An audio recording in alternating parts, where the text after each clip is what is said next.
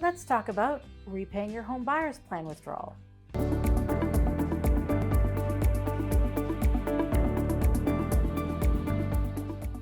I get a lot of questions about this. When you take money out of your RRSP to pay for your first home under the Home Buyer's Plan, or HBP, how do you go about repaying that over the years?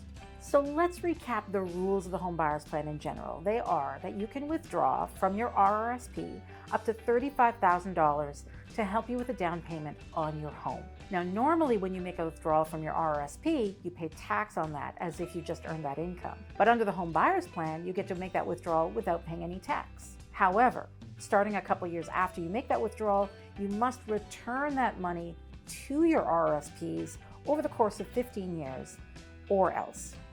Well, or else you may have to pay a little bit of tax. So let's get into it.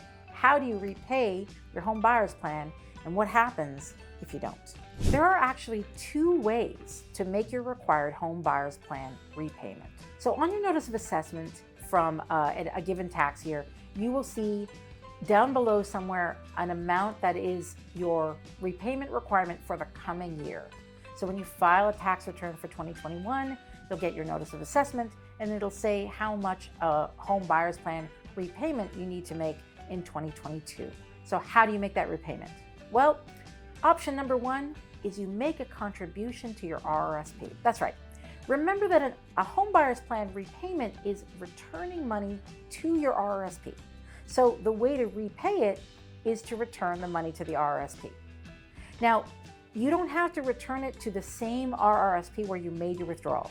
Any RRSP is fine, just an RRSP contribution. So say your repayment, your home buyer's plan required repayment is $100, you need to make a $100 RRSP contribution to fulfill that requirement and not have to pay any tax. Now, option number two for repaying your home buyer's plan repayment is an interesting one that people don't really know that much about, and that is to do nothing. That's right. If you do nothing and you have a required home buyer's plan repayment, nothing happens. You have made your repayment. Now, how can that be? Well, because if you don't recontribute the money to the RRSP, all that happens is you get taxed on that money. Remember when I said that normally when you make a withdrawal from an RRSP, you pay income tax on that. When you did your home buyer's plan withdrawal, they stayed back. They held back and didn't ask for any tax at that time.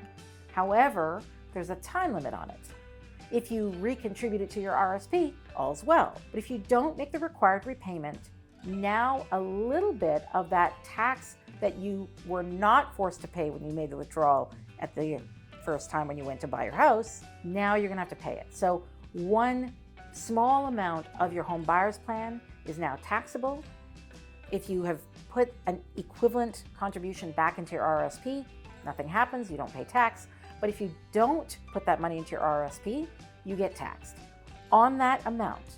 So if you were supposed to repay $100 this year, you're going to get taxed on $100. Sometimes this is actually a decent thing to do if you're having a low income year and additional income isn't being taxed very hard, or maybe it's not being taxed at all. You don't really care. This is called an income inclusion. And sometimes when your income is low, an income inclusion isn't the end of the world. And you can opt to do that instead. And either way, whether you make a repayment by contributing back into your RRSP or just do nothing, either way, that year's home buyer's plan repayment is considered dealt with. It's done. If you make no repayments over the course of the 15-year repayment plan, you have still repaid your home buyer's plan. The only thing is, instead of actually making the contributions back into your RRSP, you've paid tax on it, on that withdrawal. Retroactively, you've paid a little bit of tax for 15 years. So you have the option any year. You can make a repayment by actually making a contribution to the RRSP, recontributing what you withdrew piece by piece, year after year, or you can not make that recontribution and just pay the tax.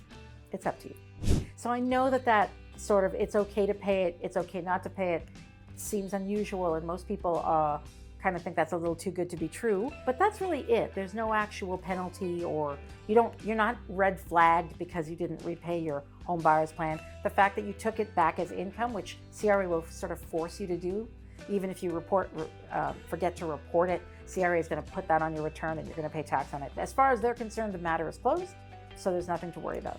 And finally, as a little bonus for those of you who stuck around to the end of the video, people often ask me, my home buyer's plan is repaid, where's my money? And the answer is, if you repaid it by paying into your RRSPs, by recontributing into your RRSPs, your money is in your RRSPs. That's where you put it. And if you didn't repay your RRSPs, well, the home buyer's plan is considered dealt with already, but the money is, well, it's in your home because you took out the money from your RRSP, you used it to purchase a home, and you never recontributed to your RRSP. So the home buyer's plan can show as repaid, but you don't see the money because you withdrew it yourself and put it into your home.